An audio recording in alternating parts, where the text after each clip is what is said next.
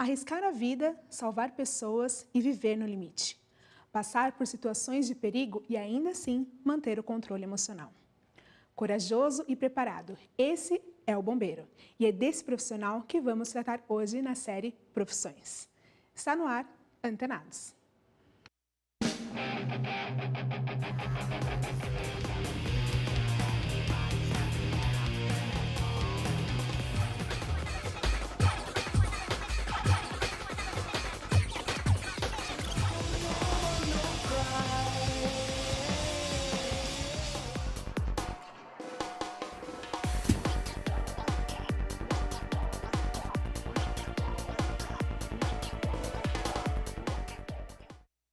O Antenados está no ar e hoje vamos falar sobre a rotina dos bombeiros. Para conversar comigo, eu conto com a presença do 1º Tenente Mota, do 3º Agrupamento do Corpo de Bombeiros. Obrigada pela presença.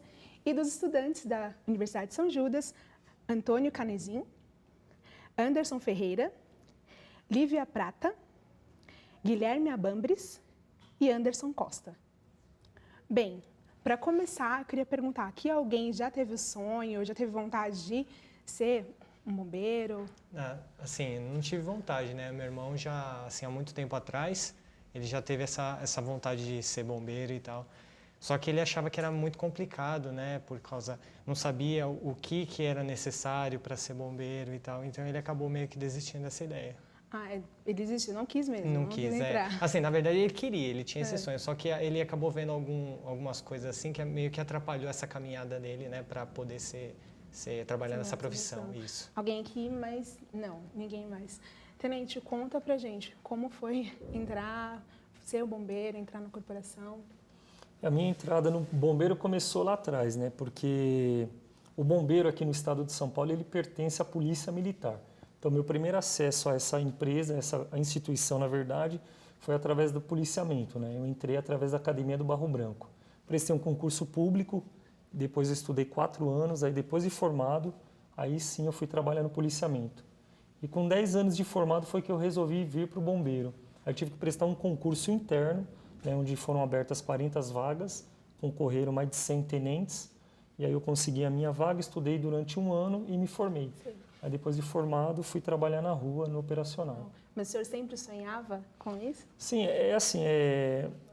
que para trabalhar na Polícia Militar você precisa gostar de tudo um pouco, né? Então quando a gente entra na Polícia Militar, você tem que ter algumas qualidades para diversas áreas, porque nem sempre você vai trabalhar num lugar só. Então quando a gente se forma, você pode trabalhar no policiamento de choque, na cavalaria, você pode ir para o bombeiro, né? E ir para o bombeiro foi uma opção que eu tive. Entendi. Qual é a qualidade que vocês acham que um bombeiro precisa ter para exercer a função? Eu acho que coragem é um dos principais fatores, porque enfrentar o que eles enfrentam no dia a dia é um negócio que poucas pessoas teriam vontade, desde pequeno, de combater o fogo, de enfrentar situações de perigo, de ver o sofrimento também da população, que é o que eles mais acompanham durante esse processo. E você, Anderson, o que você acha? Pontualidade. Pontualidade? Acho que se não tiver isso, não adianta ter nada do resto, assim, né? Você tem que ter a coragem, mas você tem que saber o momento certo para agir também. Não basta só chegar no horário. Às vezes você está vendo uma situação que você sabe que vai acontecer alguma coisa terrível ali e você tem que saber a hora certa de entrar, a hora certa de sair, sabe? Não pode ser chegar lá e com tudo e bancar o herói, né? E você, Antônio? Quais as qualidades que você acha que são essenciais? Eu acho que tem que ser solidário, né? O bombeiro tem que saber o que fazer na hora certa e saber a quem atender, porque às vezes tem que optar, dependendo da situação, tem que optar quem vai salvar, quem é mais fácil salvar do que tentar uma pessoa que está muito mais complicada que a outra e acaba perdendo as duas. Então, não sei, eu acho que é muito difícil ser bombeiro, não é fácil não. E você tem alguma opinião a respeito? Eu acho que além de todas essas qualidades que eles citaram, acho também que o bombeiro tem que realmente gostar do que faz, né? Além de tudo. Porque passar por tudo que ele passa, arriscar a própria vida para salvar uma outra vida, ele tem que ter realmente o amor àquilo que ele faz. Tenente, é tudo isso mesmo? Quais são as Com qualidades? certeza, tudo isso mais um pouco, né? É um sacerdócio. É um ditado que a gente tem na caserna, que a gente tem horário para entrar e não tem horário para sair, né? E para isso tudo, ter essa coragem, essa cautela de saber o momento de agir, a gente treina. A gente treina durante a formação e a gente treina todos os dias em que estamos em serviço. Então, o que ele falou, isso daí é verdade. A gente se coloca em risco, né? Mas é um risco seguro, né? A gente realmente a gente se comprometeu com aquilo, né? A gente dá a nossa vida por uma outra vida, né? E isso faz parte do nosso dia a dia. E para quem quiser entrar na corporação, como faz? Qual o primeiro passo para ser um bombeiro? Tem dois caminhos. A pessoa pode entrar como soldado, prestando um concurso público, tá? Que isso é aberto em edital, é anunciado, e ela vai entrar como soldado. Ela vai ter um curso de duração de 13 meses, tá? Onde ela vai se formar bombeiro, e após esses 13 meses ela já está apta para trabalhar na rua, nos quartéis de bombeiro, tá? E o outro caminho é o que eu trilhei, é entrar na Academia do Barro Branco, estudar 4 anos, se formar oficial da PM, e depois ainda escolher fazer um curso de mais 1 ano para ser bombeiro. Porque o trabalho do bombeiro é muito técnico, por isso que leva bastante tempo para a formação. Ah, entendi. E, no caso, como que é a hierarquia, né, para ter uma patente mais alta, para chegar até ser, no caso, um major, que é a categoria mais alta, é isso, né? É coronel. Coronel, isso. É o posto mais alto. Como que funciona para chegar até o... Então, são 2 caminhos. Se entrar como soldado, a pessoa vai conseguir ascender na seguinte estrutura. De soldado vai para cabo, depois a 3º sargento, 2º sargento, 1º sargento e subtenente. Esses aí são os que nós chamamos de praças, né? E dentro do militarismo, tá, gente? Dentro da hierarquia do militarismo são chamados praças, de soldado a subtenente. E para o oficialato, começa lá com o aluno, que é o cadete, né? Os 4 anos de academia, depois se forma 1 ano de aspirantado. Depois de aspirantado, você vai a 2º tenente, 1º tenente, que é o que eu sou, capitão, major, tenente-coronel e coronel, que é o último posto. Nisso vão-se os 30 anos de serviço. 30 anos. Demora. Então, no caso, para o soldado, ou no caso, o cabo, ir para a rua para atender, tem que ser 30 anos ou não? Tem Não. Por exemplo, o soldado, ele se formou aqueles 13 meses lá, 1 ano e 1 mês. Ele se formou, ele já vai para a rua trabalhar. Ah, entendi. Tá. E para vocês, como que vocês acham que é a rotina de um bombeiro? Eu acredito que tem que ter bastante condicionamento físico, né? Assim, o treinamento, não sei se isso é o correto, mas é de um atleta, assim, ele busca uma rotina igual como se fosse um jogador de futebol, assim, ele tem que ter aquela rotina de malhação para ter um corpo legal para conseguir enfrentar esses perigos. Como é que funciona? Não, então, isso é bem individual de cada um. É exigido, sim, as suas valências físicas, né? Você tem um bom condicionamento e você é avaliado por isso. Então, você sabe que durante o teu curso você vai ser avaliado várias vezes, né, fisicamente. Então, você tem que se preparar. Então, é correr, subir corda, nadar, entendeu? Às vezes, tem algumas provas que são competições entre a gente, correr com um saco de areia, como se você estivesse fazendo esforço para carregar uma pessoa, uma criança, né? Então, a gente está sempre se testando. Flexão, barra, são medidas várias valências aí durante o curso, né? E isso é particular de cada um. Tem gente que gosta de se preparar mesmo, pega gosto, entendeu? E assim, quanto mais força você tiver fisicamente, mais você vai poder ajudar uma pessoa e se cansar menos na ocorrência, né? Ah, bacana. Bom, para tirar essa dúvida, a equipe do Antenados gravou uma matéria no 3º grupamento do Corpo de Bombeiros e mostra como é a preparação antes de sair para um resgate. Na corporação, conversamos com o Sargento Lauro. Ele falou de uma experiência marcante. Vamos conferir? O dia a dia de um bombeiro é de muito trabalho e correria. O objetivo é salvar a vida de quem está em perigo. Antes de sair para uma ocorrência, a equipe se reúne, ouve as instruções do comandante e começa a checagem dos equipamentos. O bombeiro prima primeiro pela sua segurança, né? Assim que toma ciência do que está acontecendo, na nossa central é dada essa ocorrência para o posto mais próximo, né? Vimos aí a peculiaridade da ocorrência e nós equipamos, nós temos equipamentos de segurança, empenhamos os homens a fazer uma aplicação muito que rápida, né? Todos os dias existem ocorrências que marcam a vida de um bombeiro, mas algumas se destacam. No 4º andar de um edifício, junto com a vítima e o prédio em chama, né? E era uma criança E isso me marcou porque eu tive que ficar brincando com a criança, a minha bota praticamente que queimando e eu brincando com ela e ela sorrindo para mim quase que o tempo todo. Ela só veio chorar quando eu desci no segundo andar, tinha muita fumaça. Lá o meu amigo resgatou a criança e isso já não sai da minha mente jamais, porque eu tive que, um momento da minha vida, esquecer que eu tinha dor. A equipe tem sempre várias ferramentas à disposição. No caso de acidente de carro, são utilizados equipamentos que servem para retirar as ferragens do carro e libertar as vítimas, como simula Tenente Mota. As ocorrências envolvendo jovens, diria assim que uns 70% envolve jovem. No caso aí seria direção perigosa, embriaguez ao volante, é o resultado, né? Então aos jovens que estejam assistindo a gente aí, um pouquinho mais de cautela, né? Vamos fazer a galera, vamos curtir, mas vamos dar uma prioridade aí à nossa segurança, né?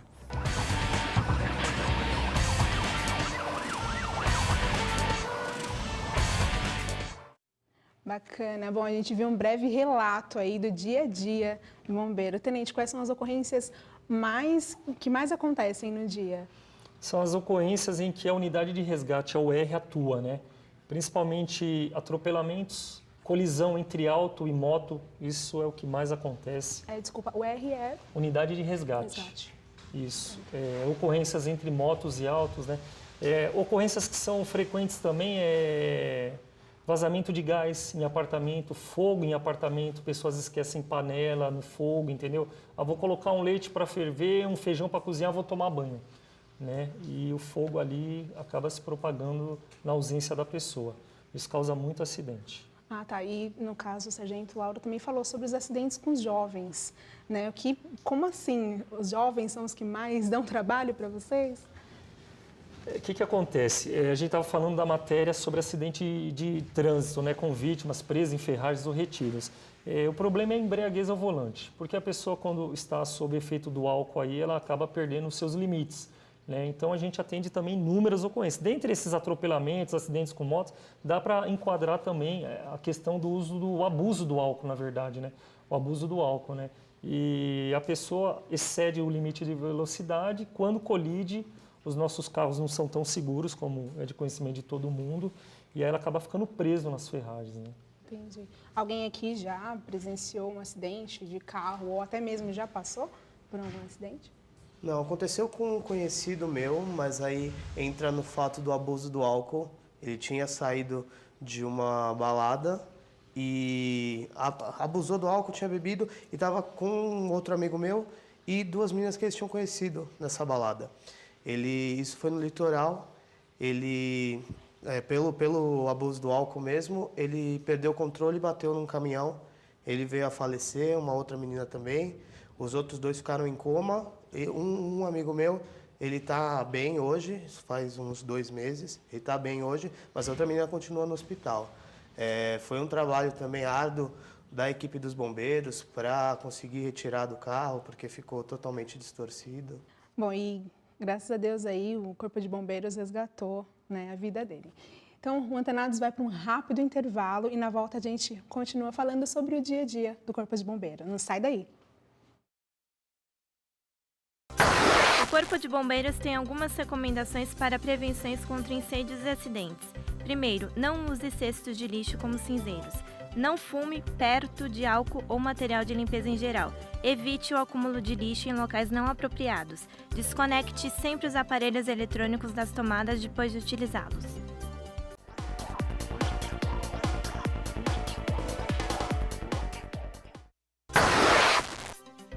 O Corpo de Bombeiros faz algumas recomendações para o uso de botijões de gás. Compre gás somente de empresas credenciadas. Ao receber o botijão, verifique o estado do mesmo. O botijão não pode estar amassado, enferrujado ou apresentar qualquer tipo de dano. Não coloque os botijões em compartimentos fechados e sem ventilação. Deixe sempre em local ventilado. Ao sair de casa, feche o registro de gás e não deixe panela em fogo aceso. E muito importante, não permita que as crianças tenham acesso ao fogão. O Antenados está de volta com a série Profissões. O tema de hoje é a rotina dos bombeiros. Tenente, na matéria a gente viu sobre as ferragens e tal, e vocês sentaram que assim, vocês tiram as ferragens das pessoas e não o contrário. Como que funciona na hora de tirar alguém, resgatar alguém de um carro? Porque se fosse para retirar a pessoa das ferragens, que quando ela está presa, ela tem metais prendendo ela, seria muito fácil, era a gente pegar a pessoa e arrancar de lá, e não é o caso. Vocês podem lembrar de ocorrências que vocês já viram na televisão, a gente abre o carro, entendeu? Então a gente tira as ferragens da pessoa e nunca a pessoa das ferragens. Por quê? Porque a gente tenta imobilizar a pessoa da maior maneira possível, da melhor forma possível. Então a gente imobiliza ela, acordar cervical, se precisar a gente coloca um CAD, que é um material que vai aqui atrás, né, um aparelho que coloca nas costas da pessoa, a gente imobiliza ela e aí sim a gente começa, aí a pessoa fica quietinha. A gente só tira ela de lá após as ferragens estarem fora da pessoa. Ah, tá. E aqui alguém já chamou um 93, ligou? Já aconteceu comigo também, eu era pequeno, minha irmã tinha poucos meses e minha mãe estava trocando, a minha irmã, estava eu, só minha mãe e minha irmã em casa, e aconteceu de tocar o telefone, minha mãe pediu para eu tomar conta da minha irmã, enquanto minha mãe atendeu o telefone. Nesse momento, eu, pequeno, me desatentei um pouco e minha irmã caiu da banheira. Ela devia ter uns 5, 6 meses. Naquele momento, minha mãe ficou assustada, ela estava sem carro no dia. Minha irmã começou a ficar mole, branca, então a primeira reação que a gente teve foi ligar para o 93.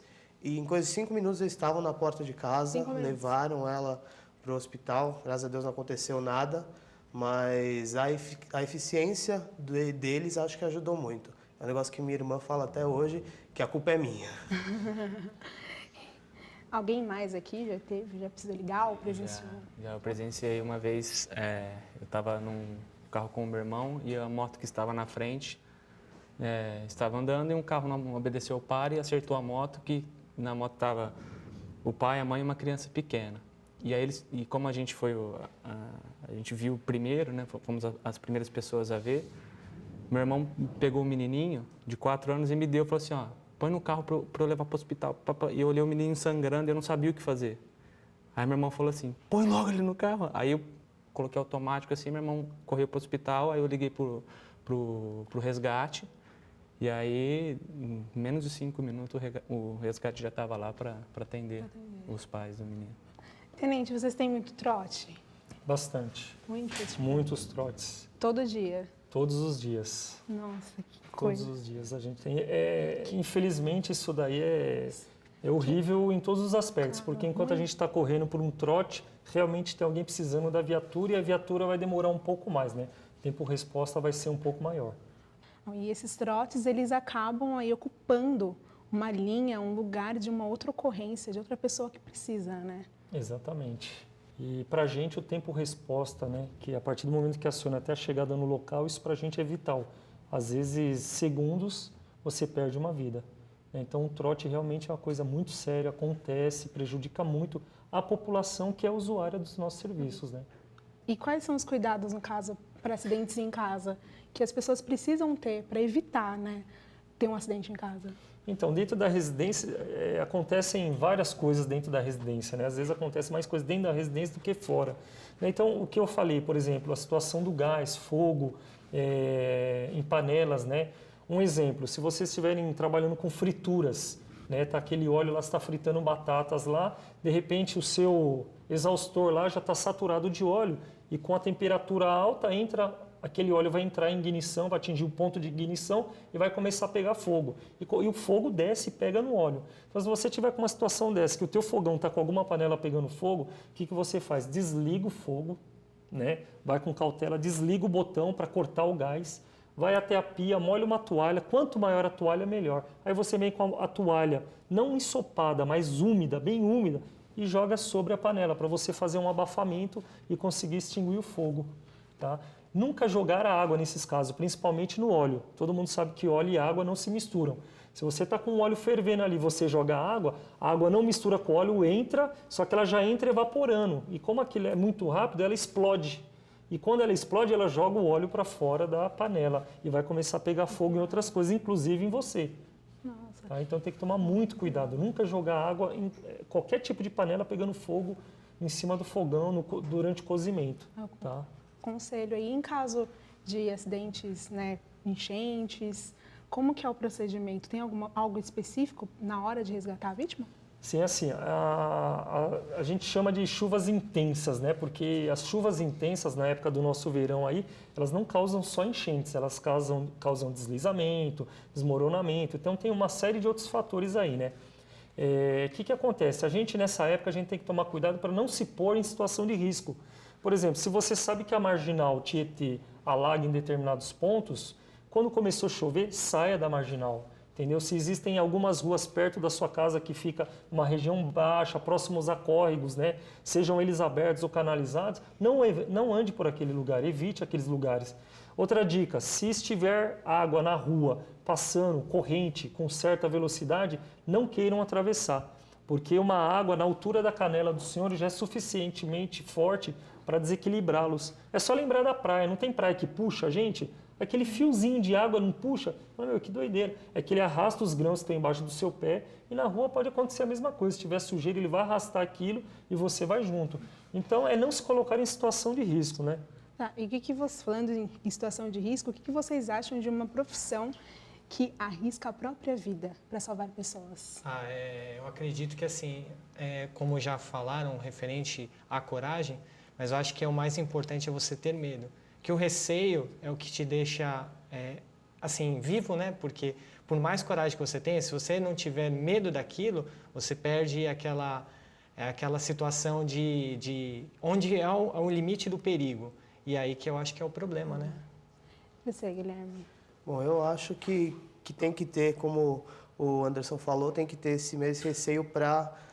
se você saber o limite onde tem, por mais que você tenha total intenção de salvar a pessoa que está em perigo, você tem que ter calma, tem que ter cautela para conseguir organizar tudo, porque se você for afobado, não vai dar certo nem para um lado nem para o outro. Tenente, o que é mais difícil na profissão? Talvez as situações inesperadas, né? Que cada ocorrência é uma ocorrência, você vai para um atropelamento, você vai para um preso em ferragem, você vai para um incêndio, você vai para outras ocorrências com a mesma natureza, atropelamento, incêndio, ferragem, mas cada uma é de um jeito, cada uma é de uma situação, né? E aquele fator surpresa, né? Então isso daí é o que nos causa um pouco, é onde a gente fica naquele limite, né? Ele falou de temor, isso daí a gente chama de cautela, você tem que ter cautela, né? Você não pode ser totalmente... se empreender tanto assim contra o perigo, entendeu?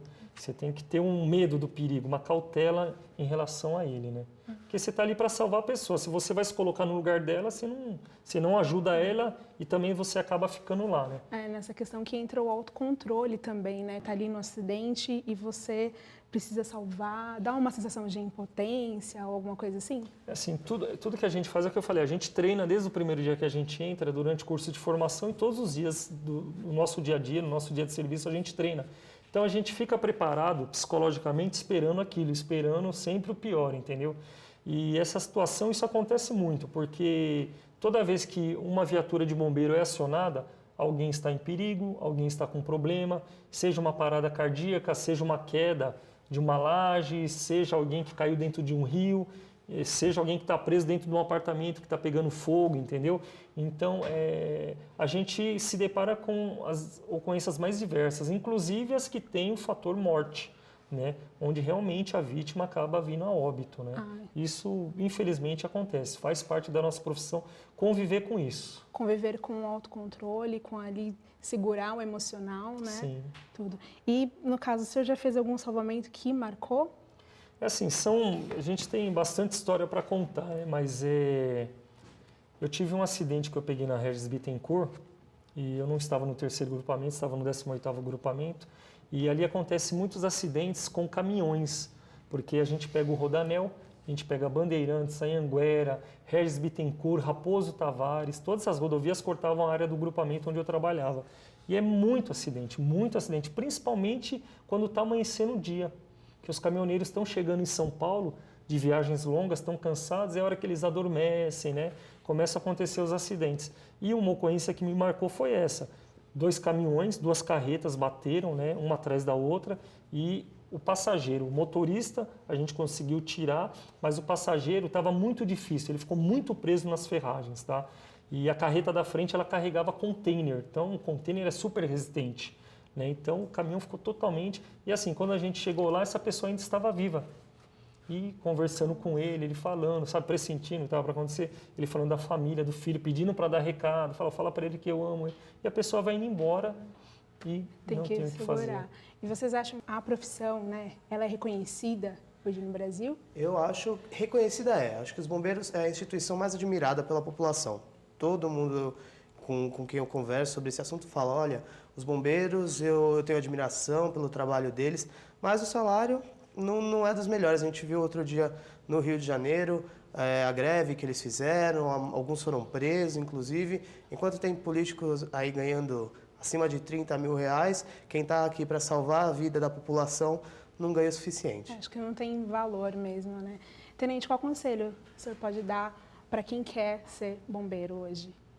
Assim, é mais uma profissão, né? Dentre várias, a pessoa pode optar em ser médico, enfermeiro, mas é uma profissão que realmente precisa ter um pouco de doação, que eu falei, um sacerdócio, né? A gente precisa querer se doar ao outrem, né? Porque, querendo ou não, você vai se deparar com momentos em que você vai se colocar em risco mesmo, em perigo, para poder ajudar outra pessoa. E quem não estiver disposto a se sacrificar desse jeito, o bombeiro não é uma profissão. Obrigada. Bom, hoje o Antenados falou sobre a rotina dos bombeiros. Eu agradeço a presença do Tenente Mota, obrigada pela presença dos alunos da Universidade de São Judas. E se você aí de casa quer dar alguma opinião ou tirar alguma dúvida, curta a nossa página no Facebook, mande um e-mail ou ligue. A gente fica por aqui. Até o próximo programa.